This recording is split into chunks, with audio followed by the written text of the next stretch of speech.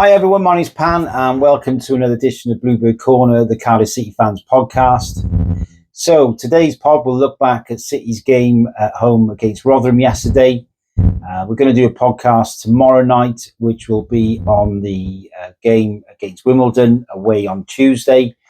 And then Tuesday's podcast is looking back at a season. We'll do the 91-92 season on Tuesday, and we'll do a show on Wednesday, which is looking back at the game against Wimbledon. So, yeah, City's performance yesterday, a really encouraging result, 3-0 against Rotherham. I did a podcast a couple of days ago, spoke to a few Rotherham fans, and they were quite pessimistic about their team, and they anticipated City winning quite comfortably, and it turned out that was the case. I thought in the first half, probably the first 40 minutes, really, it was a nothing game. A couple of chances. I think I remember Colwell, did he have a header? Salic had a block shot. Turnbull. It's good to see, actually, I think, with BBM, that they're sort of mixing up the corners, because, you know, it was a good ball in along the ground to Turnbull's on the edge of the box, and he just sort of curling it, passing it into the box, really, just went wide of the post.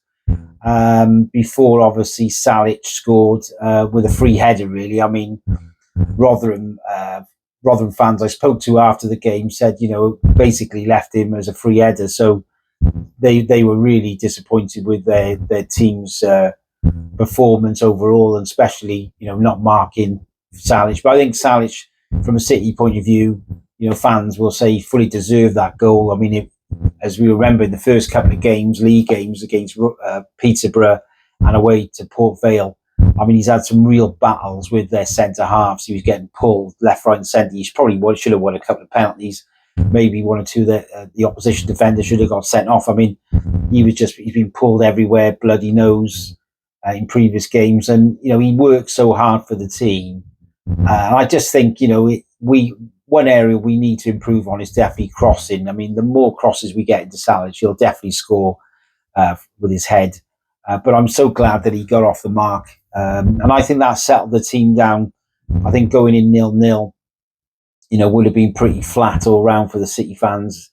But we certainly settled down. And I want to talk about some other things during the match. I mean, you know, the left back Malfico, who obviously is a 6, I was really shocked that he was in there. I mean, obviously the interview after the game when BBM mentioned that Bacon had been in hospital, I think it was a chest X-ray, but you know, he was fit to play, and Bacon was obviously on the bench, which was a real shock. I mean, you know, I think he was hung out to dry, Malfico, the young lad. Obviously, as we know, he got a booking and could have easily got sent off with another challenge well before half time, and it was obvious that, you know, that substitution needed to be made before 35 or 40 minutes. And you know, I don't think for the lad there that is good for him. I mean, he's playing out of position. As I said, as far as I was concerned, he was hung out to dry. BBM may say that he's a very, very good footballer. He's very good number 6, but there's no way, you know, he should have started. I mean, Bacon must have been fit, because he wouldn't have been on the bench. So that was a mistake, I think, from the manager.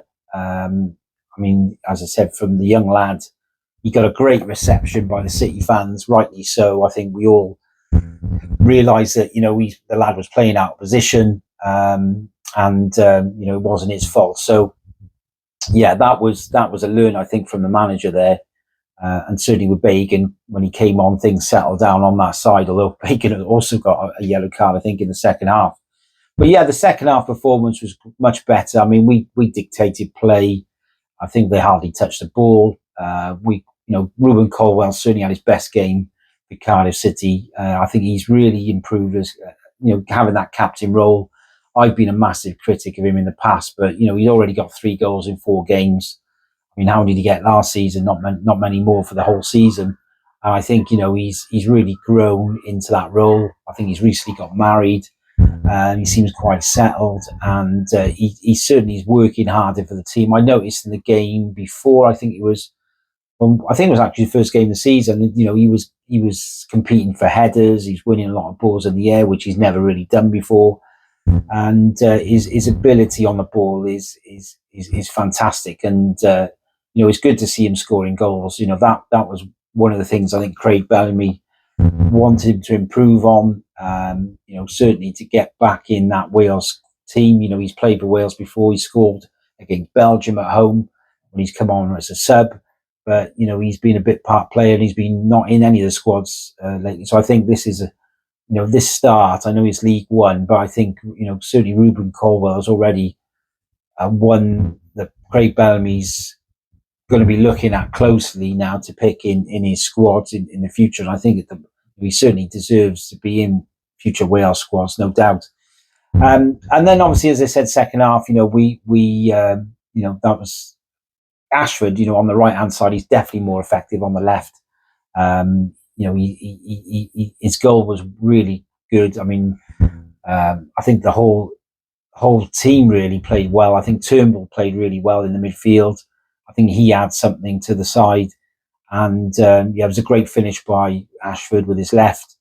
And the third goal there, Ashford, high press, getting that ball, and Salic with an intelligent cross for Colwell to tap in, and 3-0 was probably about right. I mean, Rotherham were probably the worst team we've seen at the Cardiff City Stadium in a long time.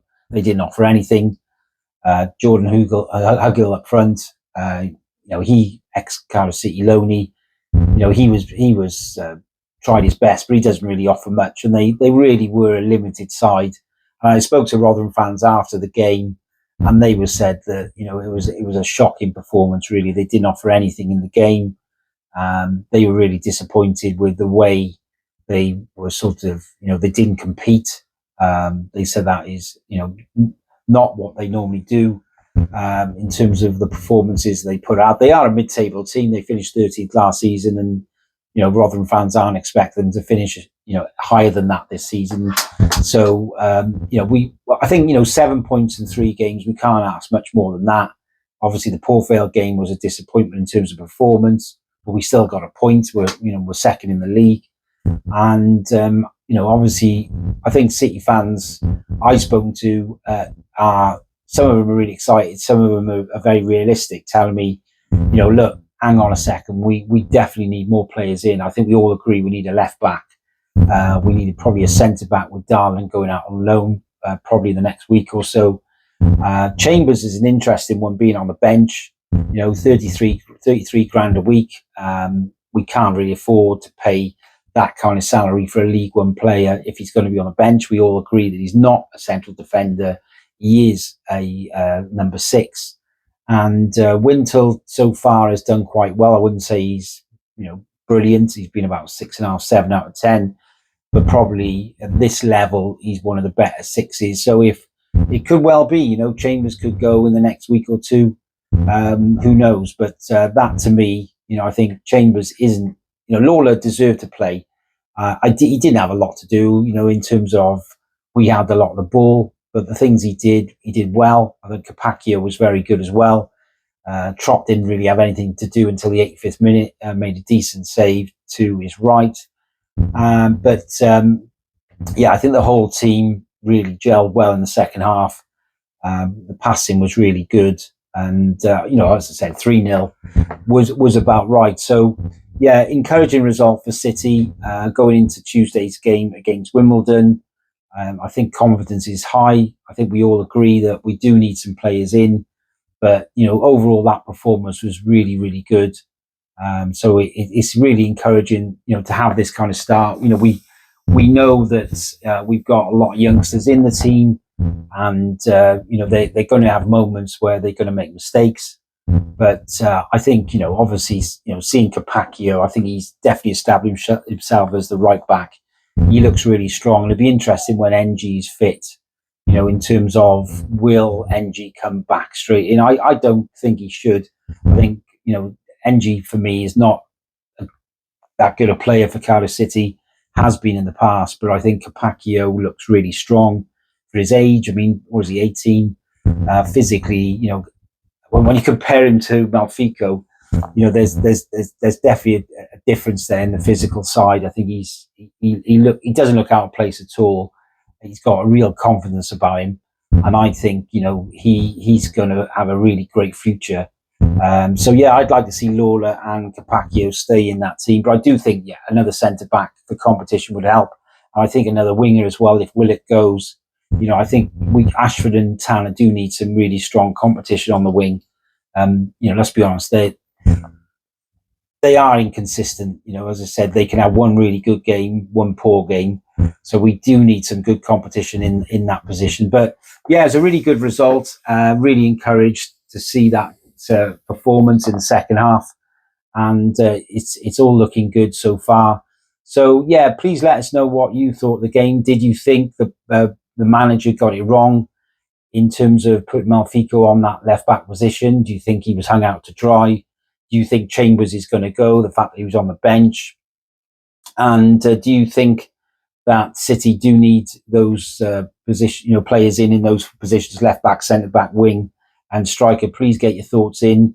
We're going to have a podcast, as I said, tomorrow, which will be pre-Wimbledon, and then we'll do, as I said, the Tuesday night pod, which is looking back at the season, and Wednesday we'll look after the result against Wimbledon. We're doing another podcast today. Just to let you know, just a little video about prizes that our sponsors have kindly donated. Some really good prizes as well. So if you're a new subscriber, one of the prizes is a Ronaldo signed photo, which we've been able to get, which is fantastic. It's not a Cardiff City one, but this is a general kind of football giveaway competition. So we've got loads of other City goodies on another competition. So if you are a new subscriber, in the month of August, we'll do that draw at the beginning of September.